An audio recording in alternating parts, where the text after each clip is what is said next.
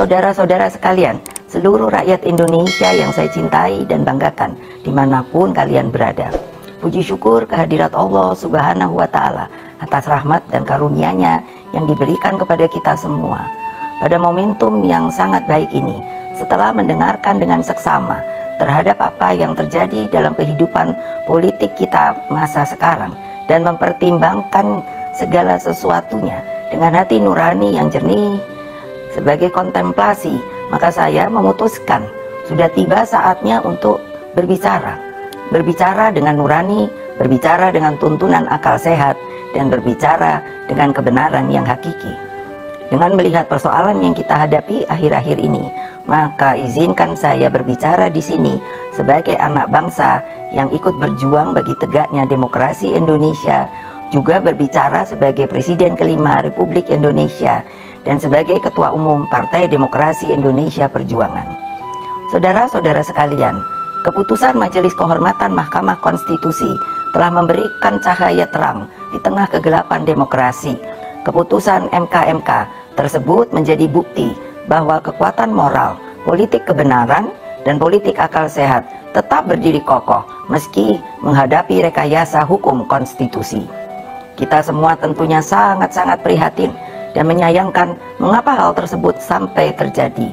Berulang kali saya mengatakan bahwa konstitusi itu adalah pranata kehidupan berbangsa dan bernegara yang harus diikuti dengan seluruh-seluruhnya. Konstitusi tidak hanya ditaati sebagai sebuah hukum dasar tertulis, namun konstitusi itu harus memiliki roh yang mewakili kehendak, tekad, dan cita-cita tentang bagaimana bangunan tata pemerintahan negara disusun dan dikelola dengan sebaik-baiknya seperti yang dicita-citakan oleh para pendiri bangsa. Apa yang terjadi saat ini mengingatkan saya ketika sebagai Presiden Republik Indonesia saat itu diperintahkan melalui perubahan ketiga Undang-Undang Dasar 1945 yang diatur dalam pasal 7B, pasal 24 ayat 2 dan pasal 24C tentang dibentuknya Mahkamah Konstitusi. Dari namanya saja, Mahkamah Konstitusi ini seharusnya sangat-sangat berwibawa, memiliki tugas yang sangat berat dan penting guna mewakili seluruh rakyat Indonesia di dalam mengawal konstitusi demokrasi.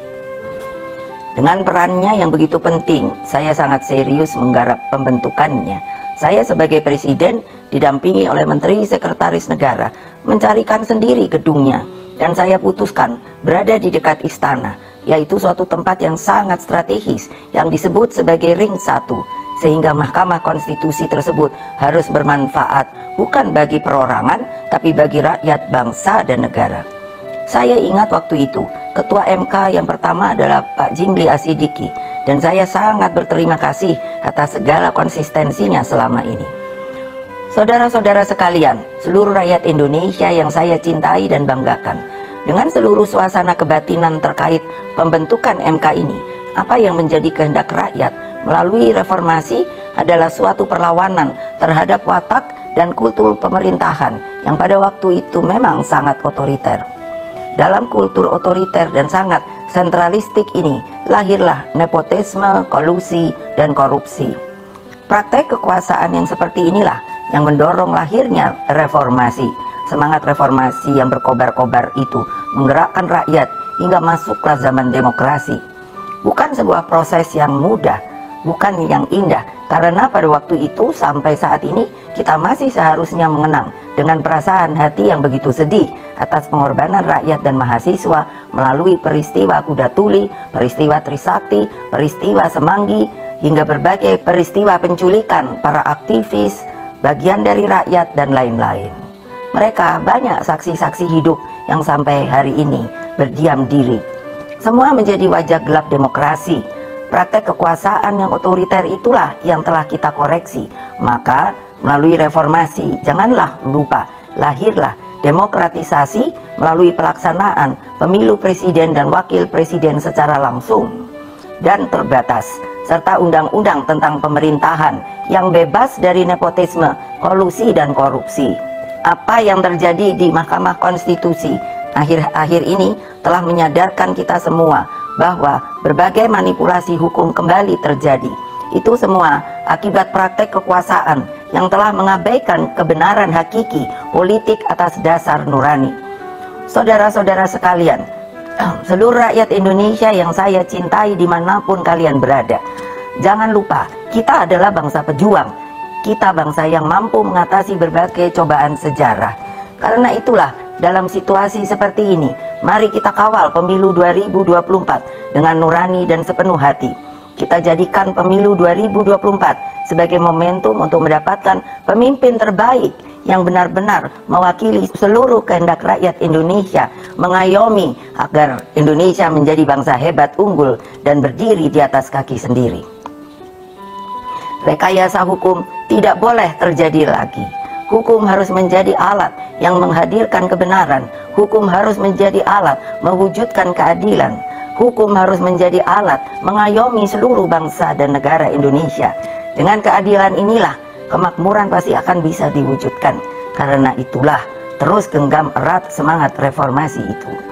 Jangan lupa terus kawal demokrasi berdasarkan nurani.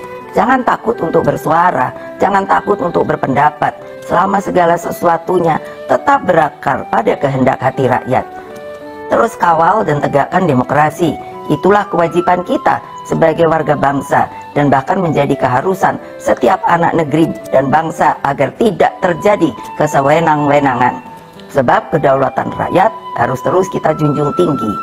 Pemilu yang demokratis, yang jujur, adil, langsung, umum, bebas, dan rahasia harus dijalankan tanpa ada kecuali. Rakyat jangan diintimidasi seperti dulu lagi. Jangan biarkan kecurangan pemilu yang akhir ini terlihat sudah mulai akan terjadi lagi. Gunakan hak pilihmu dengan tuntunan nurani. Semoga Allah yang Maha Kuasa meridui perjuangan kita. Merdeka, merdeka, merdeka. Terima kasih. Wassalamualaikum warahmatullahi wabarakatuh. Om Santi, Santi, Santi, Om Rahayu.